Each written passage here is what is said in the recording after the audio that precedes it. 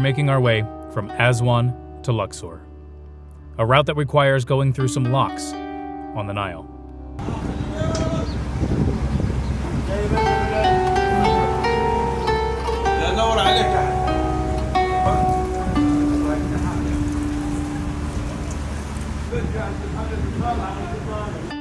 Okay, so it's 9 in the morning. This is so cool. So I literally opened up the window and I kind of looked out and I'm like, it looked like we were about to go into a building, and I looked over and I'm like, oh, we're going to go through the lock. And I mean, we were so close that I even reached out and touched it. It was so cool. This is so narrow. Yeah, this is wild. So yeah, we're crossing through a lock. They said we would this morning, so that sounds about right. Look at that. It smells good.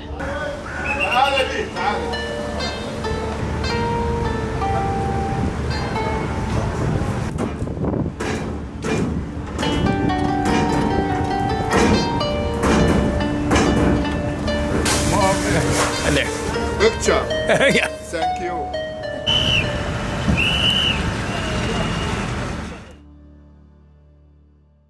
Let travel surprise you.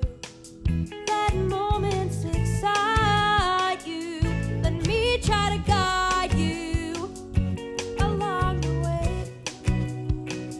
There's a world out there waiting. Sights that need gazing. Food that needs tasting. And laughs in between. Oh, wherever I go. Whatever I see, all that I know is you're coming with me. You won't forget it.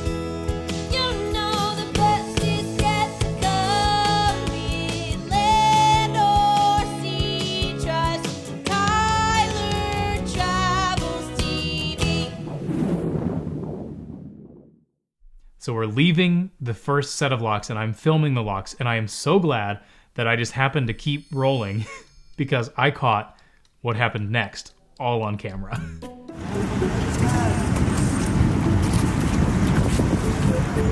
Good morning. Hello. How are you? You know how much for tabaclos? You know how much? Hey, the same people you pay. Hey, you know how much? How much? Go from American or English? American. Texas with California. Hey, leave me alone. I don't want it. No, don't throw it. Don't. Oh, bravo. No, open for your wife. Open for your wife. They're trying to sell Tyler. They're throwing stuff at him. I'm just dying because I did the very first time he was out there. I was just getting footage of the lock, and they were sitting right on the other side of that, and I was just getting footage, and he saw me, and he was like, "Oh boy, he's right there." He was like, "How much?" And I was just trying to get footage, so I was like having a conversation with him, and then he just threw it in the room. He just threw it right in my chest. I was just not expecting that, And we I was knew like- they would come beside the ship. and I Like knew that's it, the but thing. I just Yeah, didn't expect him to throw it at me. with such force. That's hilarious. Anyway, well, he got his way. We got a couple things here. One for my mom and one for your mom, I think. Yeah, well, they're absolutely beautiful. Yeah. And he was mentioning because they were pricier, and we're haggling and laughing. I mean, it just was what it was. But we weren't going to get anything, and so of course the price kept going down because we were trying to shut the door and not. But he mentioned these are made in Egypt and not in China like the ones on the street. And in fairness to him, I felt nearly all of the scarves on the street in all of these towns. These are way, way better made. I don't know if you can see how thick they are. You can see the tag here. Yeah. So That's one of the nice who things knows if they really were made in Egypt, but they certainly seem way better made than the other ones, which is That's cool. one of the nice things about having the adventure guides too, especially the ones that are from here, because they can go and tell you okay, don't buy stuff here. This is cheap, tchotchke crap. Buy stuff here. This is handmade by people who live here. It's nice to be able to know for sure. Yeah, because it's hard to navigate that sometimes. But yeah. And by the way, in the end, it said 80. I think he said 80 for two originally. USD, which is, 80 I mean, USD, a which lot is of really- things here are like $1 to $5 USD. I offered him $10 for one because we didn't want the other thing, and then whatever. So we ended up haggling, going back and forth with what we were going to get. We ended up getting these two for $35. Yeah. It's pretty good deal. Yeah, I mean, considering 80 for one, you know, there he goes. And the story alone. Yeah, I'd that pay was $35 just for the story of being thrown stuff in the face.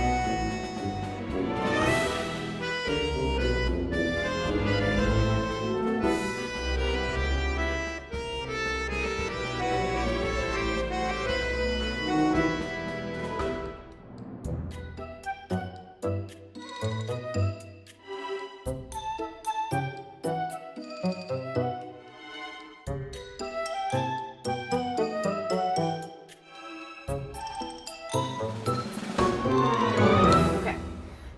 Feeling more like ourselves. We both like showered. We slept in. I mean, we've obviously vlogged this morning, but still.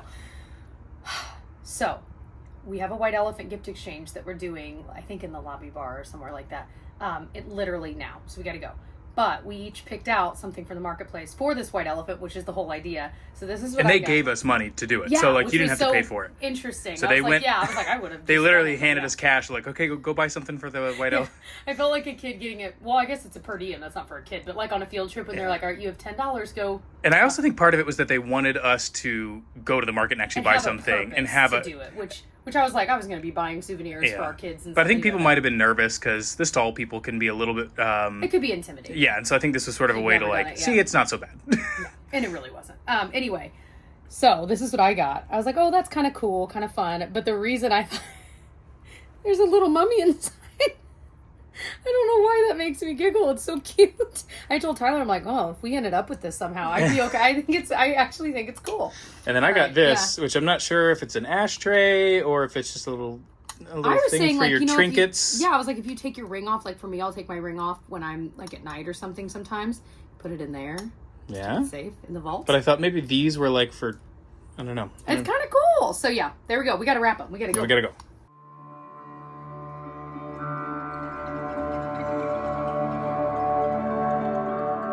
This was one of my favorite days because we spent almost the entire day just drifting along the Nile. We sat on deck with no plans and nowhere to be, watching life drift by. And now, I invite you to just take the next 3 minutes out of your very busy day, drop what you're doing, and simply enjoy cruising along the Nile. Observe scenes that have played out just like this, unchanged and uninterrupted, for millennia.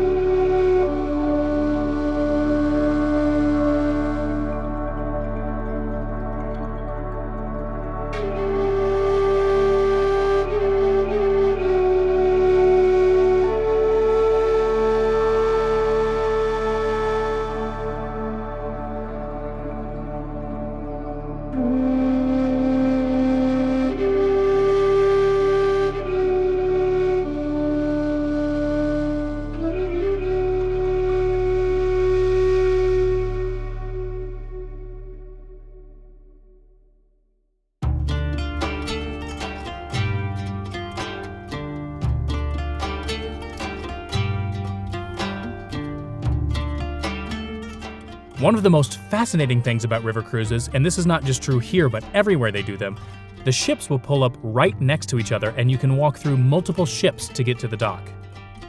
Luxor was once the capital of Egypt. Back then, it was called Thebes, and from about 1550 to 1069 BCE, it was the most important city in all of Egypt. It's often described as the world's largest outdoor museum because this place packs a punch when it comes to historical sites. It's home to the temples of Karnak and Luxor, to the Valley of the Kings, to the Ramesseum, to the Colossi of Memnon, Deir el-Medina, and the temples of Hatshepsut, just to name a few. There's so much here. Even the ancient Greeks and Romans came here to stand in awe of these Egyptian marvels. In the heart of Luxor, you'll find the Temples of Karnak, dedicated first and foremost to the god Amun-Ra. Karnak is an absolutely massive temple complex that would easily fit St. Peter's Basilica from Rome and St. Paul's Cathedral from London just in the main hypostyle hall. Dozens of ram-headed sphinxes line our path into the temple complex. Okay, so we are at Karnak Temple, or Temples, and we're exploring it right now. Thank you. We're getting misted. It is absolutely humongous, like way bigger than anything we've seen yet, like width-wise. To walk through Karnak is to take a stroll through over 1,000 years of Egyptian history. As a general rule, the further in you go, the older the buildings. When you first walk in, to the right, there's sort of a little ramp or a hill made out of mud and stone and brick that goes right up against the wall. This ramp is actually how ancient Egyptians built high walls, and it gives us a clue as to how they may have built all of their ancient sites, including possibly even the pyramids. The largest area of the complex, the Great Court, once stood here. Although all that's left now are some ram-headed sphinxes, this column, the last of 10 that once stood here, and this statue of Ramses II.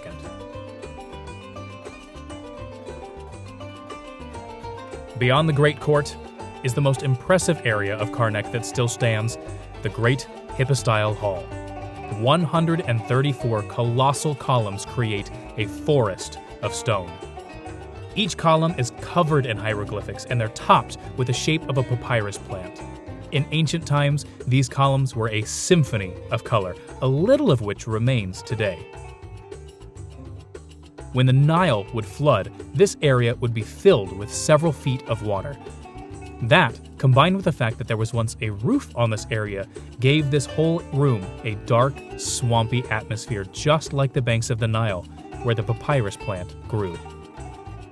To give you a sense of how absolutely massive these columns are, here's a little demonstration. It takes 12 tourists with arms fully outstretched to wrap around a single one. It's a little fun to get lost in here. Take your time and wander through the columns, crane your neck, and observe the intricate etchings. Find a little space to be alone and soak in the wonder that is the Great Hypostyle Hall at Karnak.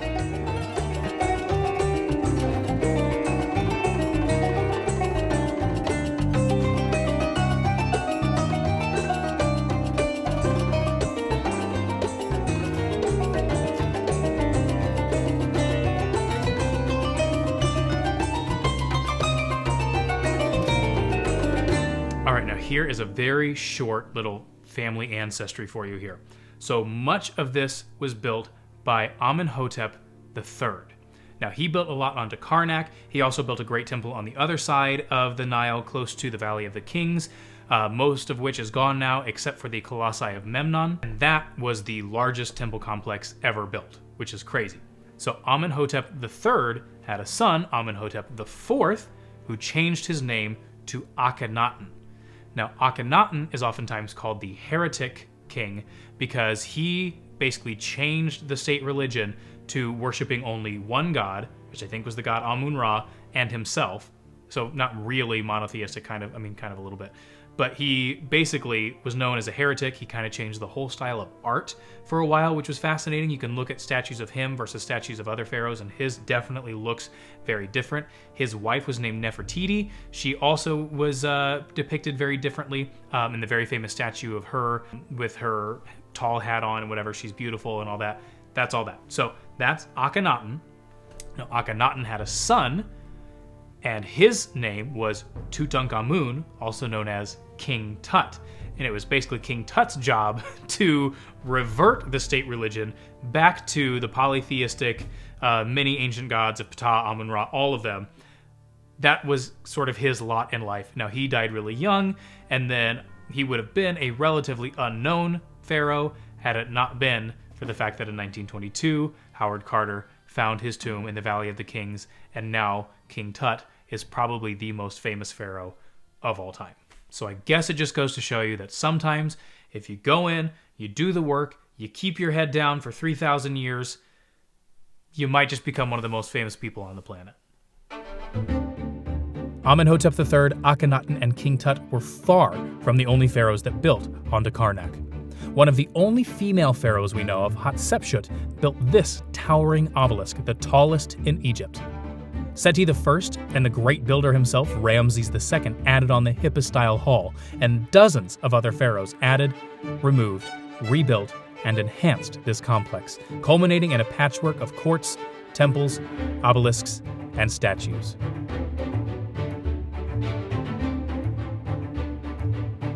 Sacred lakes such as this one were both sources of drinking water and for use in purification rituals by priests. One of the more quirky features at Karnak is this, the scarab beetle statue. Legend has it that if you walk around it 7 times counterclockwise, you'll have good luck and prosperity.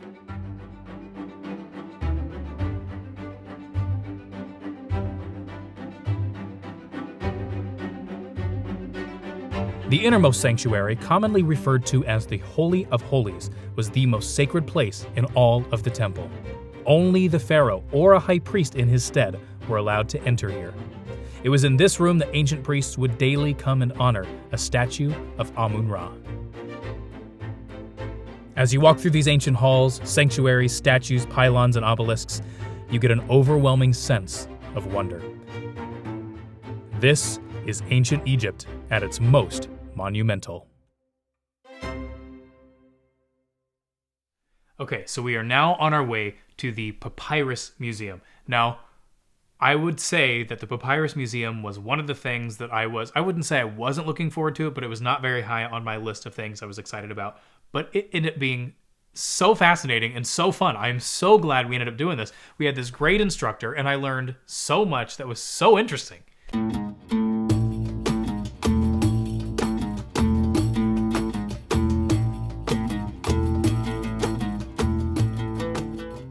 This plant, it's aquatic and tropical plant in the ancient time, used to grow at the banks of the river Nile. But it's grown nowadays in special farms by the government as the plant disappeared and the government replanted it again. The ancient Egyptians were attracted by the shape of the plant and they considered it as a holy plant and a sacred plant. Why? If you look to the flower of the papyrus plant, it looks like the rays of the sun, or the sun rays. It was a symbol for the greatest god for the ancient Egyptians, the god of the sun. You know his name? Perfect. So he then proceeds to cut it and roll it out into very thin slices. That's it, nothing else. If we check the slice now, it comes very flexible, you see, and very strong. You can feel the difference between this one and that one.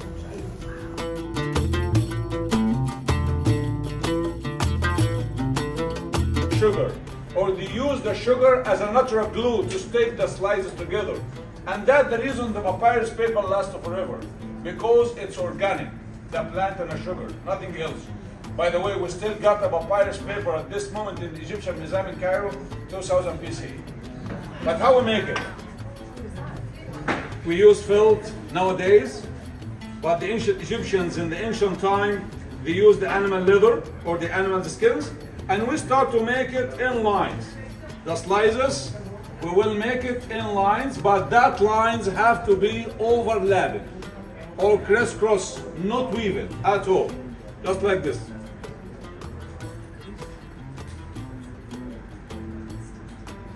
Yes, like this. After that, we will cover it by the other piece of felt, and we have to press it to dry and to stick together for another week. So he then proceeds to show us that if you make a mistake, you can dunk the papyrus in water, remove the ink, you can literally wring it out like a towel, and then reuse it. Yeah. Are you waiting for a rabbit or something? Or a camel? We have to press that paper again for a couple of days. More than this, if any damage happened to that paper, we can fix that damage. How? Leave the damaged paper in the water for 10 or 20 minutes maximum. And after 10 or the 20 minutes in the water, we can get the damaged slices out. Very easy, like this. Or like that. And just put new slices, press it again to dry, and reuse it. You know what we call this nowadays? Recycling. Yeah, this is the original recycling. So we just learned about how to make papyrus, and now we're getting to paint our names. They already had it on done. actual papyrus. So Yeah. it's got some things in here, and they already have it over here. But then we were painting the inside of it. So cool. I'm not very good painting. Genevieve would love this. Yeah. Looking good. We got some bookmarks at the Papyrus Museum. T Y Y L L E E R. And he's hand painting them here. How cool is this?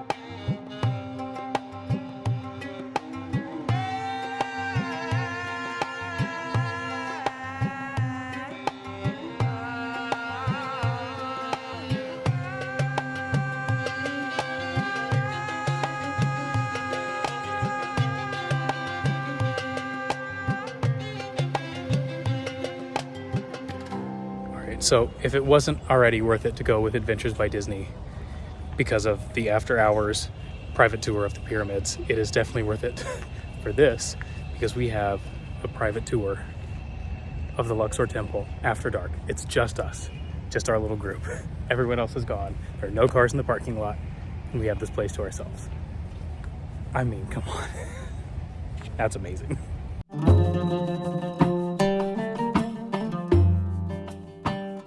The Temple of Luxor is much smaller than Karnak, but just as stunning. In the front, you'll find 6 statues of Ramses II, 2 seated and 4 standing. Not long ago, only 3 of these colossi were here, but due to restoration efforts, statues that fell and broke in antiquity have painstakingly been restored and placed back in their original spots. In front, you'll find only 1 obelisk of what used to be a pair. If you're looking for the second one, you'll have to visit the Place de la Concorde in Paris.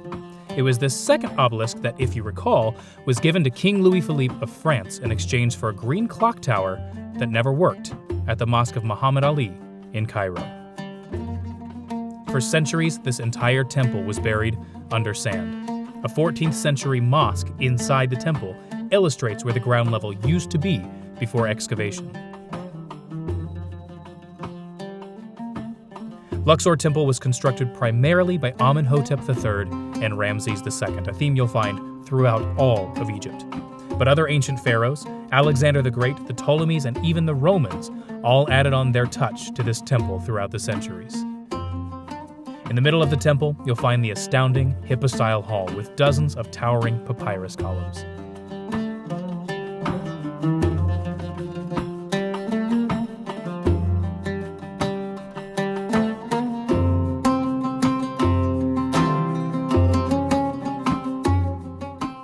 Around the 4th century AD, this temple was occupied by the Romans, and they did their best to cover up the ancient pagan symbolism. They converted this antechamber into a church, plastered over the Egyptian hieroglyphs, and painted their typical frescoes on top. But here we are, nearly 2,000 years later, and the Roman paintings have slowly fallen away, while the ancient Egyptian reliefs hidden away behind them still remain.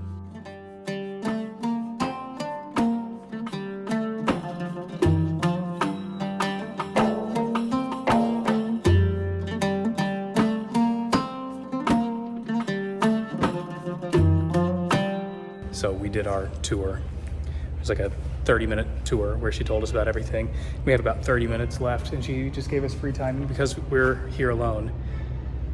I'm literally wandering around the Temple of Luxor, and I'm in rooms that nobody else is in. I feel like I am literally, like this entire back half, everybody's already gone. So I'm like wandering around the Temple of Luxor completely by myself. What an absolutely crazy feeling. I feel like I'm here like completely alone. This is just wild. This is so cool.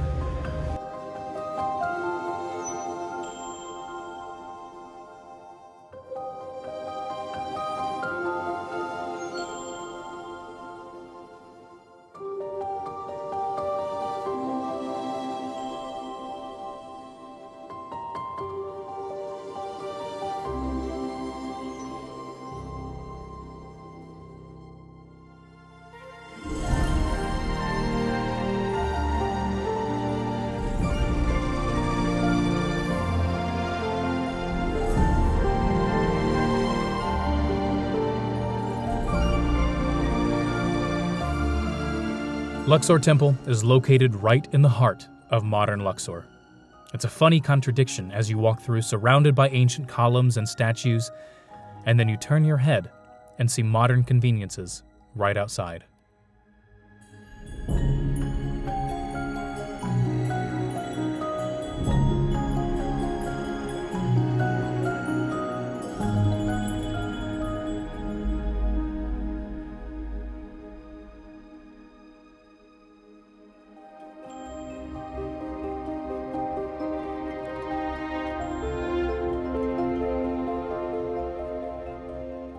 In ancient times, the temples of Karnak and the Temple of Luxor, about 2 miles apart, were linked by the incredible Avenue of the Sphinxes. In November 2021, after 70 years of excavation and restoration work, that ancient walkway is finally, once again, open. For the first time in 3,000 years, modern-day travelers can walk from Luxor to Karnak along this ancient pathway.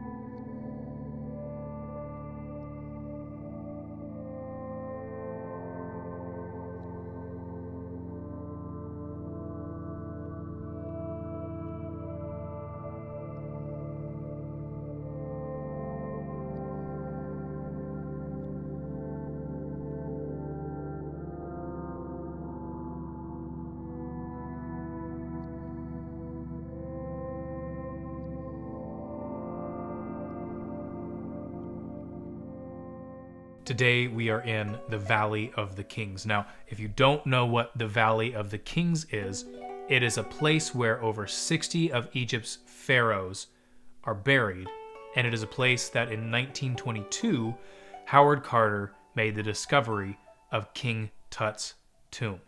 Now, I'm going to resist the temptation here to start singing King Tut by Steve Martin, and instead, I'm just going to go ahead and roll the footage. While the east bank of Luxor is home to ancient temples like Karnak and Luxor, along with the modern city of Luxor, on the west bank of the Nile, there's the occasional small village, but it's mostly open space and vast desert. In ancient times, the largest temple complex in the world stood here, although virtually none of that complex still stands except these, the Colossi of Memnon. Scattered remains of old temples can still be found. And it's really cool because as you're driving, you can see active archaeological digs going on all around you. But for the most part, there's not a lot over here but remote, unforgiving, barren desert. And that made this the perfect hiding spot for the ancient pharaoh's most important treasure, themselves. So, very basically, starting at Saqqara, ancient pharaohs were building pyramids as tombs.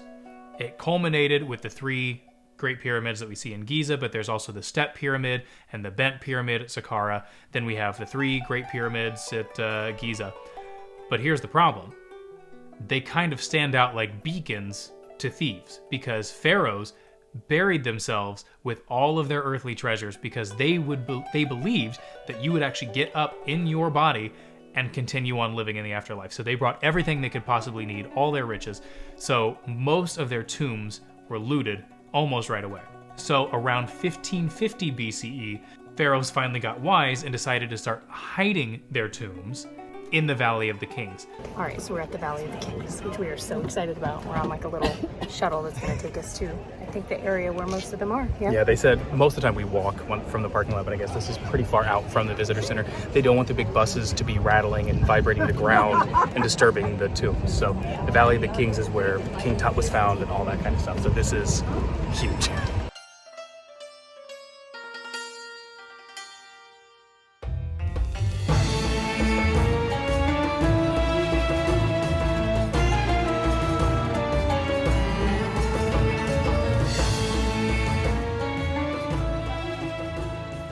So far, 63 tombs have been found here. Some people think there might be more still to be discovered, TBD. But unfortunately for the pharaohs, all this hiding was done in vain because almost all of them were completely looted, with the exception, most notably, of the tomb of King Tut, which is why it was such a revelation at the time, because all of his stuff was still in there. As you descend into the tomb of King Tut, it's hard not to imagine Howard Carter and his British patron, Lord Carnarvon, being here and opening the passage for the first time, peering into the dark and seeing, in Carter's words, "Wonderful things, strange statues and animals and gold, everywhere the glint of gold." It was from this very place that so much changed for Egypt.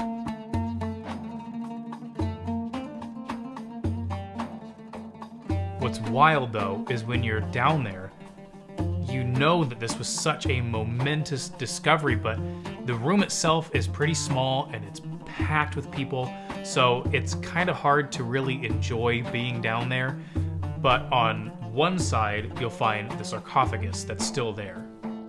The walls around the burial chamber depict Tutankhamun alongside images of the gods, performing various ceremonies and preparation for the afterlife.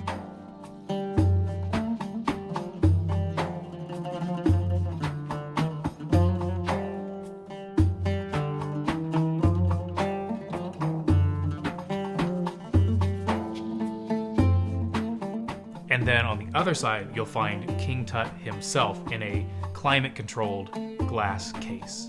He's the only pharaoh still in the Valley of the Kings that remains interred in his tomb. All others have been moved to Cairo and placed in museums.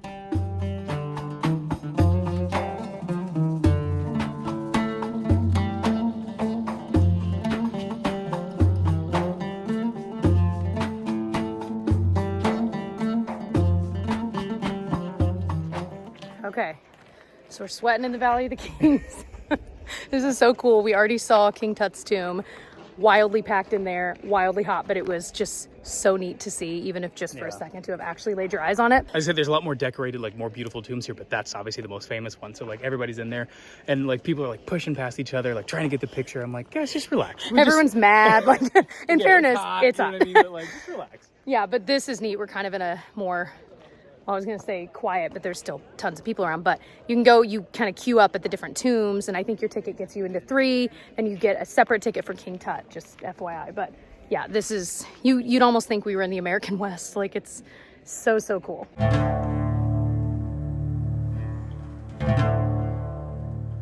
The ancient pharaohs found themselves in a bit of a contradiction. They ruled as gods, but were man enough to fear death and what it may bring. Through these intricate tunnels, armed with the ancient roadmap of the Book of the Dead and their endless treasures, they hoped to find themselves in the good graces of whatever lay beyond death. Each of the 63 tombs in the Valley of the Kings tells a story. For instance, this is the tomb of Tausert and Setnacht. Tausert was the wife of the pharaoh Seti II, and for a brief time after his death, she took power for herself. But her successor, Setnacht, ejected her from her own burial tomb and took it for himself. One of the most shocking things about the Valley of the Kings is all of the color. Because these were all buried underground, much of the color remains on the walls.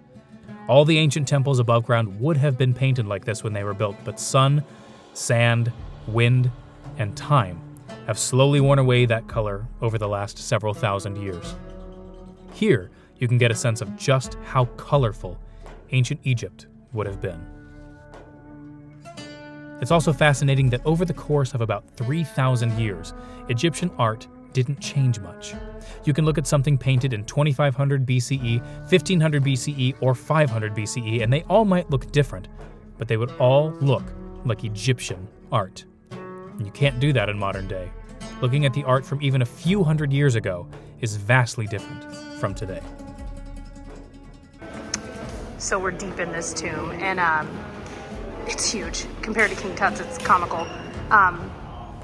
It's cool to see that some of the like gold-ish looking color is left in here. This is where the actual tomb was. Wow.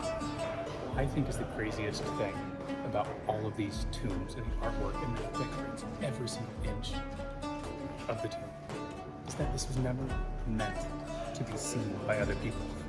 These were burial chambers. They were closed off, and in theory, no one would ever go in them. It was for the pharaohs. So they did all this artwork, and they filled it up with all this stuff. And no one was ever supposed to see it. And here we are, thousands of years later. Yeah. They just put so much care and effort into it, and it was never meant to be seen by a human. It's supposed to live in darkness forever. How wild is that? That is wild.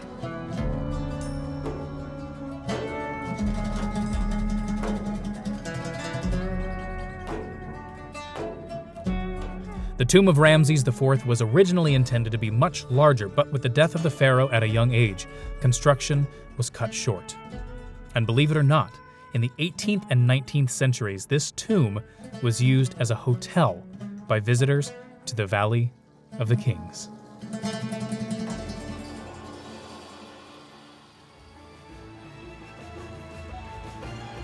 In the Valley of the Kings, you feel a sense of eternity weighing down on this scorched earth. The entire place is a reminder that man's quest for immortality is as old as civilization itself.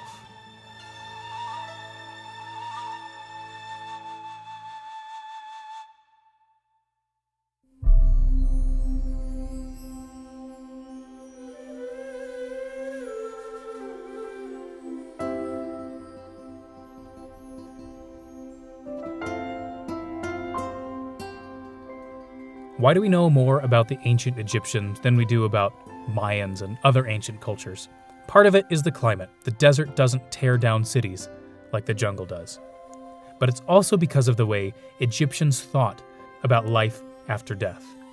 They believed the actual human body would pick back up and move again. So they made things out of stone with the intention that things would last forever.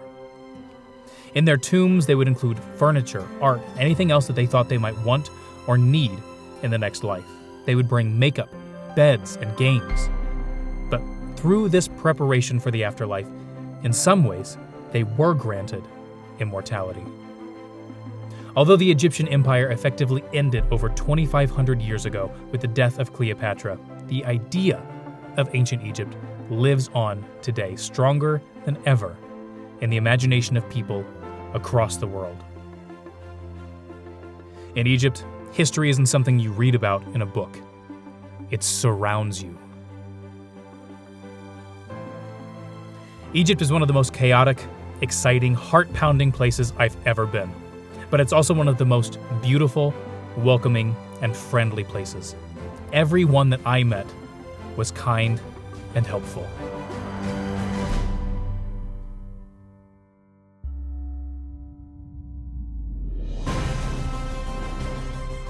Part of the reason that we travel is to get out of our own bubble. Don't be nervous to get out of your comfort zone. It's in those areas of discomfort that you find the most transformative travel. It changes you. It should change you. You come home a different person. And that is the whole reason that we go.